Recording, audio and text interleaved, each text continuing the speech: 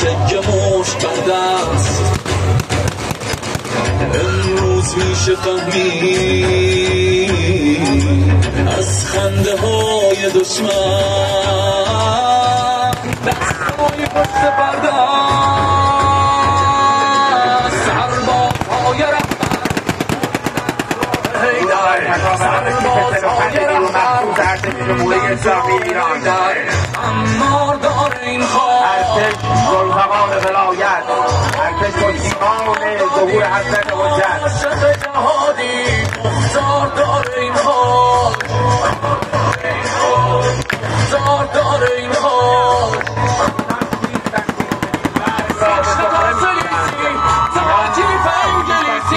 مرد را به سفره میگیرند و شهادت میطلبند اینان کیستند که با خلق بازمرگ سخنده نرم میکنند اینان فرزندان همین شرط و بومند آری جوانان ایرانند دلاوران ایرانند هیهات من نزله هیهات من نزله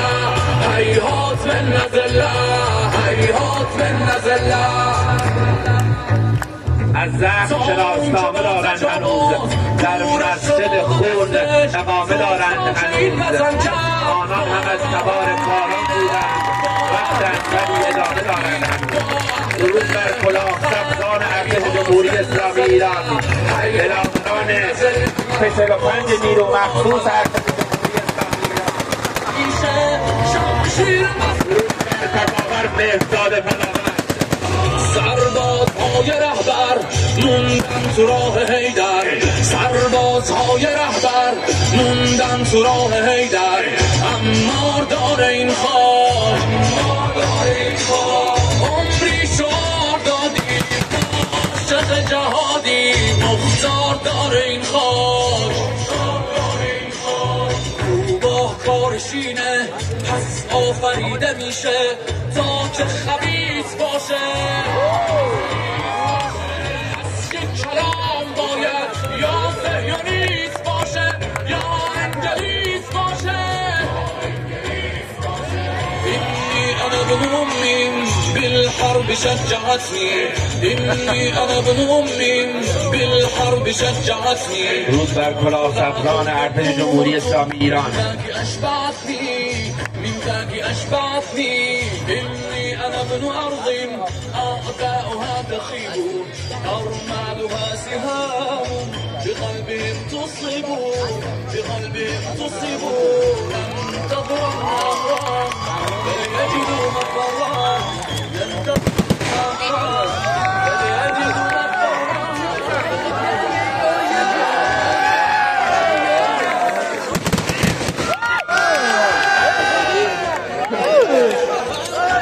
آروم باش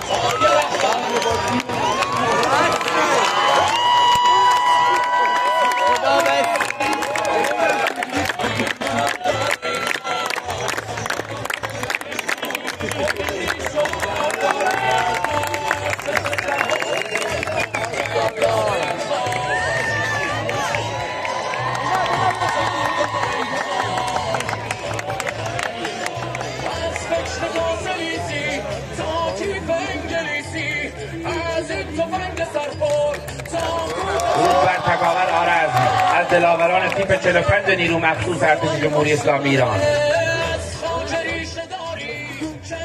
تکاوران درودتان باد. درود بر تکاور.